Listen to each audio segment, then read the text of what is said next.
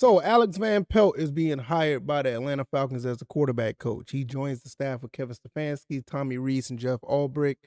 And once again, this is another situation where I'm just shrugging my shoulders. It's not much here to really dwell on. I know some people may look at this and be like, "Hey, why is Kevin Stefanski bringing a bunch of guys from Cleveland to the Atlanta Falcons? Because Cleveland, the Browns, was not all that successful." Well, to an extent, I can agree, but then another extent, I'm gonna have to differ a little bit. I'm gonna give my thoughts and opinions about what is going on here, and we're just gonna keep it moving as Atlanta Falcons fans. So if this is your first time here, I talk about Georgia Southern and Atlanta Falcons football on this channel. Hopefully, you guys hang around, like, share, and subscribe. This would be pretty awesome if you do. With that being said, let's look at Alex Van Pelt. Like I said, he's been in the NFL for a very long time. I think he's been playing since '93. He got out of the game in 2003. From what it says here, he's been coaching in the NFL for at least 20 years. Since 2006. Buffalo, Tampa Bay, Green Bay, Cincinnati, Cleveland, New England, Los Angeles Rams, and now he's with the Atlanta Falcons. During the time with him being at Cleveland, he didn't just leave Cleveland and come here. He was with New England and Los Angeles. But during his time with Cleveland, he was offensive coordinator and quarterbacks coach. And during that time, those are the years that they had 11-win seasons. So there's something there for you to have 11-win seasons with multiple quarterbacks. Same thing with Kevin Stefanski. And once he left, I mean, look, 24 and 25 was the years where everything just fell apart when it came to the Cleveland Browns. So I'm not saying is a correlation there, but there's something there, something, not the huge, correlation, but something. He went on to the New England Patriots as the offense coordinator in 2024, which I don't think that was a good outing for them. I think that was Drake May's first year, and I think Gerard Mayo was on the staff as well. I think they went like 3-14 or something like that. Went on to the Los Angeles Rams as offensive assistant, senior offensive assistant this past year. And the Los Angeles Rams were pretty solid. I mean, you can't put everything on Van Pelt because he was the offensive assistant, but the Rams did okay. All in all, when I look at his entire resume, him at Buffalo, him at Tampa Bay, him in Green Bay, whatever, Cincinnati. Um, I don't have an issue with this hire. I think it's okay at best. It's not like he did anything completely wrong at the times or the spots where he was at when he was at Cleveland. Like I said, this was like basically their successful times in Cleveland history, you can say. They had their ups and downs, but then we'll have more downs and ups. And the last 5 years, I mean, he was a part of the times where Cleveland were actually double digit win, teams. I mean, the Falcons haven't had that since what? You know what I mean? So it's something here. I don't.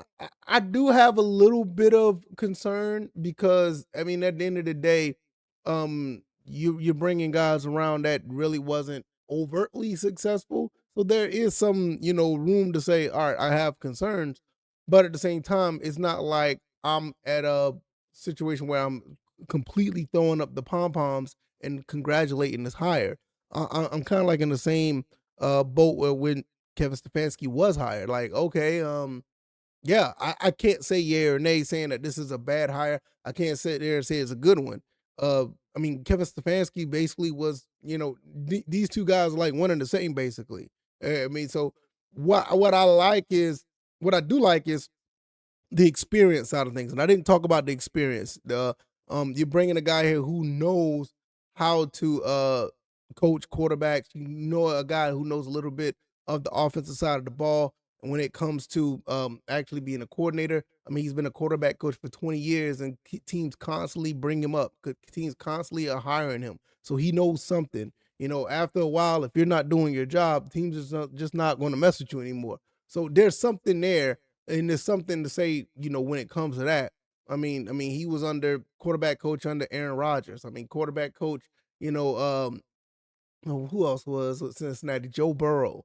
I mean, he was office assistant under what's his name? The guy from Georgia, Matthew Stafford.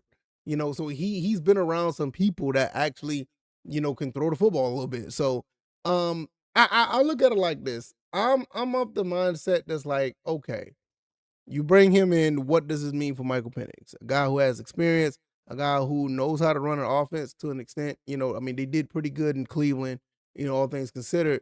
How does that equate bringing, him around a Michael Penix, or even if Kirk Cousins stay around, or if we bring another quarterback in, how does that equate with him in the rest of the offense that we do have? How does that equate with that? Because we already know the defense is going to be fine.